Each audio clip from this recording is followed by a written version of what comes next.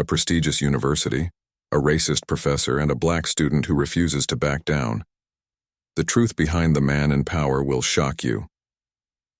Don't miss out on this powerful tale of courage, racism, and justice. Follow David's journey as he faces down a racist professor, and see how one shocking twist changes everything. Like, share, and subscribe to stay updated on this eye-opening story. At Merrifield University, a prestigious institution known for its academic rigor and diversity, students from all walks of life gathered to pursue their dreams. David Thomas, a sophomore majoring in political science, was one of the many black students on campus who believed in the promise of equal opportunity. His father, James Thomas, was the mayor of the city, but David lived his life away from the shadow of his father's political stature. He worked hard, earned his grades, and refused to rely on the connections that came with his last name. However, not everyone shared the belief in meritocracy and fairness. Dr. Richard Shaw, an old and tenured professor in the political science department, held views that had grown increasingly out of touch. Though he had a reputation for brilliance in his field, his personal biases had long poisoned his interactions with students, especially those of color. He hid his racism behind intellectual superiority, never overtly saying anything racist but making it clear, through subtle microaggressions, who he thought belonged in his class and who didn't.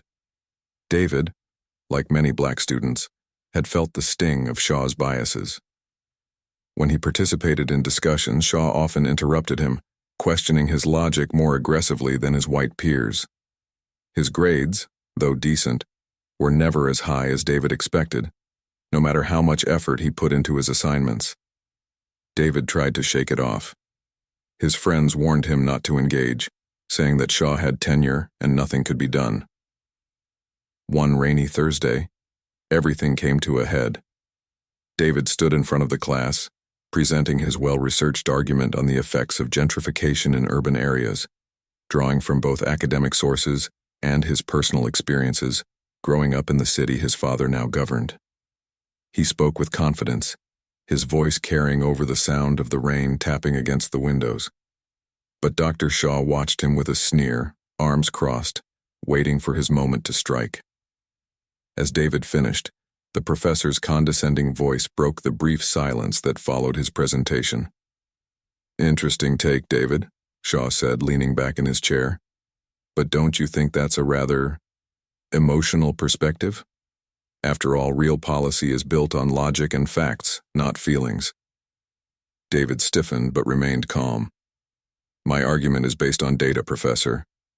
I cited multiple sources that show—" Yes, we all know about your sources," Shaw waved dismissively. "But let's be honest here. Don't you think it's easy to be swayed by your background? Growing up in the neighborhoods you describe, of course, you'd feel strongly, but that doesn't make your argument any more academic." David clenched his fists, but forced a calm expression. He could feel the eyes of his classmates on him, some sympathetic, others too afraid to speak up. He glanced at his friend Malik, who gave him a reassuring nod. "I'm presenting the facts, sir," David said evenly. "If you have any specific issues with my data, I'd be happy to address them." Shaw smiled, that cold, dismissive smile that made David's blood boil. "I'm simply pointing out that facts can be skewed, especially when you have, let's say, certain biases. Perhaps next time you should try to approach the topic with a bit more detachment." The room was dead silent. Everyone knew what Shaw was implying. David, however, refused to back down. He took a deep breath, trying to maintain his composure. "I disagree, Professor," he said, his voice steady. "I think it's important to understand that lived experiences can add depth to academic analysis, not detract from it." Shaw's smile faltered for a moment. "Of course you'd say that," he muttered under his breath, though loud enough for the front row to hear. Then, louder, he added, "Well, perhaps next time, David, try to focus on the intellectual aspects of your work, rather than letting your personal history cloud your judgment." The implication was clear. David, as a black student, could never be fully intellectual in Shaw's eyes. Anger surged inside David, but he knew that reacting aggressively would only prove Shaw's point. Instead, he gathered his things and walked out of the room, his heart pounding, fury and humiliation burning in his chest. Word of the incident spread quickly across the campus. By the end of the day, the story had made its way through student group chats, social media, and campus news outlets. While some students were outraged and stood by David, others didn't know what to think. After all, Dr. Shaw was a tenured professor, highly respected in his field and known for being tough on all students, wasn't he? That evening, David sat in his dorm room, staring blankly at his textbook, unable to focus. His phone buzzed repeatedly with messages of support, but it didn't ease the tightness in his chest. How could someone like Shaw, a man trusted with educating the next generation, hold such blatant disregard for him?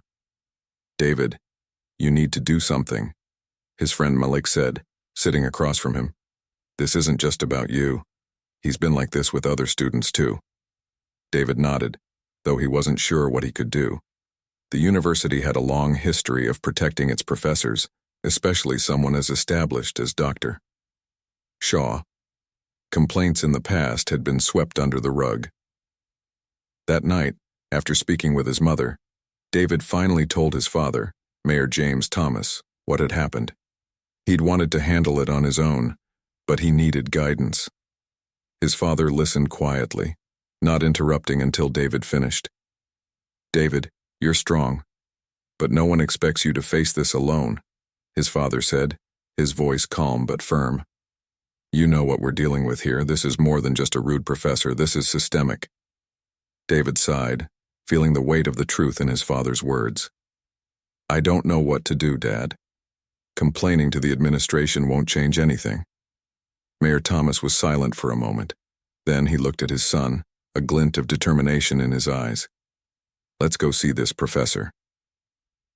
The next day, Mayor Thomas arrived at Merrifield University dressed casually, not wanting to attract attention. As a father, he had come to support his son. But as a mayor, he had come to hold someone accountable. He didn't announce his identity to anyone, not yet. He simply wanted to understand the situation. David arranged a meeting with Dr. Shaw, under the guise of a concerned parent wanting to discuss his son's progress. The professor, assuming he was dealing with just another parent, agreed. When Mayor Thomas walked into Dr. Shaw's office with David, Shaw barely looked up from his papers. He greeted them with a dismissive nod, gesturing to the chairs in front of his desk. "So," Shaw began without looking at David, "you're here to discuss your son's academic performance.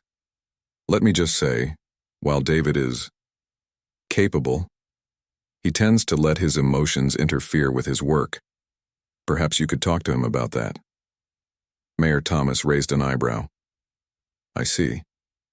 And when you say emotions, Professor, what exactly do you mean?" Shaw glanced up, still oblivious to who he was speaking to. "Well, I think David lets his personal background affect his perspective on academic matters. It's not uncommon, especially in students who come from certain environments." David's father leaned forward, his voice calm but carrying an edge of authority. "And what kind of environments are you referring to, Professor Shaw?" Shaw, sensing the shift in tone, looked at Mayor Thomas more closely but still didn't connect the dots. "I'm simply saying that students who grow up in disadvantaged areas often bring those biases into their academic work. It's something I've noticed over the years." The mayor let out a low chuckle, though there was no humor in it. "Disadvantaged areas, I see. And would you say that's why you've consistently treated my son and other black students in your class differently? Because of your assumptions about where they come from?" Dr. Shaw blinked, now looking more carefully at the man across from him. Something in the tone, the confidence, he began to realize he wasn't dealing with an average parent. "And who exactly are you?" Shaw asked, his tone defensive. David's father smiled, though it didn't reach his eyes. "I'm James Thomas. I'm David's father, and I'm also the mayor of this city." Shaw's face went pale. He stammered, his bravado crumbling. I wasn't aware." No, I don't think you were, Mayor Thomas interrupted, his voice steely. But now you are. And let me make something very clear. If you think you can treat my son or any other student like this and get away with it, you are sorely mistaken. The professor was speechless, and the mayor didn't give him a chance to respond. He stood, motioning for David to follow. You'll be hearing from us, Professor Shaw. As they left the office, David felt a mixture of pride and relief. His father hadn't needed to raise his voice or threaten anyone. The mere revelation of his identity had been enough to shake the arrogant professor to his core. Within days, news of the confrontation spread, and the university administration, under pressure from the student body and the mayor's office, launched a formal investigation into Dr. Shaw's conduct. It didn't take long for other students to come forward with similar stories of discrimination. The professor's long-held reputation began to unravel, and soon he faced suspension pending further review. David, meanwhile, had become something of a campus hero, not because of who his father was, but because he had stood up for himself and sparked a much-needed conversation about racism and inequality at the university. As the weeks passed, changes began to take root at Merrifield. Diversity training was implemented for faculty, and the administration promised to be more transparent and proactive in addressing issues of discrimination. David knew that these changes wouldn't fix everything overnight, but it was a start. And as for Professor Shaw, his tenure, once a shield of protection, became the very thing that led to his downfall. His arrogance had blinded him to the world around him, and now, that same world was holding him accountable. David walked across campus one bright afternoon, his head held high, knowing that his voice, and the voices of others like him, had made a difference. In the weeks following the confrontation between David's father and Professor Shaw, the university atmosphere was buzzing with a mixture of outrage, solidarity, and uncertainty. The story had grown beyond a simple case of a single racist professor. It had ignited a larger conversation about institutional bias and the unspoken struggles faced by minority students on campus. David had always been proud of who he was, but this experience made him more aware of how others saw him, especially those in power. The anger that had fueled him in the immediate aftermath of Shaw's insults began to morph into something else: determination. He wasn't content with just seeing Shaw face consequences. He wanted lasting change, not just for himself but for the next generation of students who would walk through these same halls. One afternoon, as David sat under the large oak tree near the student center, his thoughts heavy with the weight of the last few weeks, his friend Malik joined him. "You've been quiet lately," Malik said, leaning against the tree. "I figured you'd be celebrating after everything that's been happening." David sighed, running a hand through his hair. "It's not over, man. Shaw might be suspended, but what about the rest of them? He's not the only one like that. He's just the loudest." Malik nodded, understanding. "Yeah, it's not just Shaw. It's the system, the way people like him get away with this stuff. But you did something. You made them pay attention. That counts." David looked up, his eyes thoughtful. "I don't just want attention, I want to see changes, real changes." Later that evening, David found himself at a student meeting, one of many that had started popping up in the aftermath of the incident. Students from all backgrounds, races, and majors gathered in a circle to talk openly about their experiences, their frustrations, and their hopes for the future of the university. What had started as an isolated incident with one professor had uncovered a much deeper wound. David stood up to speak. "I know what it's like to feel overlooked, to be in a classroom where no one expects you to succeed because of what you look like, where you come from. But I also know that we can't let this moment pass.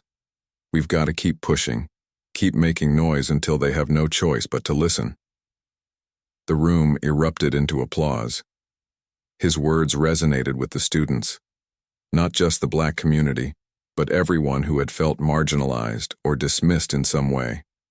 The momentum was building, and it was clear this wasn't just a movement to bring down one professor.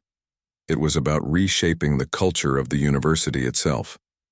As the protests and meetings continued, The administration found itself under more pressure than ever before. They had hoped that suspending Shaw would quiet the students, but it had only emboldened them. Students demanded transparency, more support for minority groups, and an overhaul of the university's diversity policies. David became one of the informal leaders of the movement, not because he sought the spotlight, but because his story had become a symbol of what so many students were fighting for. His resolve to stay focused and keep pushing inspired others, and soon, his voice was being heard not just in student meetings, but in administrative boardrooms as well. Meanwhile, Professor Shaw's world was unraveling. He had been a fixture at Merrifield for decades, respected in academic circles for his research and publications, but now his name had become synonymous with racism. At first he tried to deny everything, painting himself as the victim of a witch hunt led by oversensitive students. But the university's investigation into his past revealed a disturbing pattern of behavior that had gone unchecked for far too long. Shaw's old emails, lecture notes, and past evaluations were scrutinized. Former students, emboldened by the rising wave of activism on campus, came forward with their own stories, how Shaw had dismissed their work, questioned their intelligence, or subtly demeaned them in front of their peers. His reputation, once solid as stone, began to crumble piece by piece. Behind the scenes, Shaw tried to use his tenure as a shield, appealing to his academic standing and claiming his remarks had been taken out of context. But the university was under too much pressure to simply let him off the hook. The media had caught wind of the story, and Merrifield's once glowing reputation was being questioned. One afternoon, Shaw sat in his office, his once pristine world collapsing around him. He stared at the framed certificates on his wall, reminders of a time when his authority had gone unchallenged. Now, they felt like hollow relics of a past that had no place in the present. A knock at the door interrupted his thoughts. It was the dean, a serious expression on his face. "Richard, I've just come from the board meeting," the dean began. "It's not looking good. The pressure on us is immense, and your case has become the centerpiece of a much larger issue." Shaw frowned, gripping the edge of his desk. "I've given my life to this university. Everything I've done." "Everything you've done," the dean interrupted, "is exactly why we're here. This isn't just about you anymore. It's about the environment you helped foster, the students you've hurt, the reputation you've tarnished." The professor stared at him in disbelief. "So what happens now?" The dean hesitated. "The board is considering a formal dismissal. You'll have a chance to plead your case, but Shaw knew, deep down, that it was over. The system that had protected him for so long had finally turned its back. As the weeks turned into months, the university began to implement real changes. David, along with other student leaders, worked with the administration to craft policies that addressed not only the overt racism exhibited by professors like Shaw, but also the more insidious forms of bias that had gone unnoticed for too long. These included mandatory cultural competency training for all faculty, more resources for minority student organizations, and a task force dedicated to reviewing the diversity of the curriculum. David's father, though proud of his son, had stepped back from the public eye after the initial confrontation with Shaw. He had played his part, but now it was David's time to lead. The mayor watched from a distance as his son grew not only as a student but as a leader, navigating the complexities of change with maturity and focus. One day, as David walked across campus, he was stopped by a first-year student, a young black woman who looked up at him with admiration. "David, I just wanted to say thank you," she said, her voice filled with sincerity. "Because of you, I feel like I belong here. I don't have to be afraid to speak up in class anymore." David smiled, humbled by her words. "It wasn't just me," he replied. "A lot of people came together to make this happen, but I'm glad you feel that way. That's why we did it." As she walked away, David stood for a moment, taking in the campus around him. It still looked the same buildings, the same trees, the same bustling students rushing to class. But something had changed. There was a new energy in the air, a sense of possibility that hadn't been there before. David knew the fight wasn't over.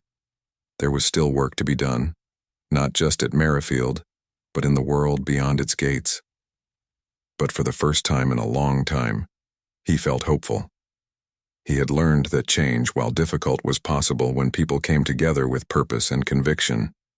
And as he headed to his next class, he walked with the quiet confidence of someone who knew that no matter what challenges lay ahead, he was ready to face them.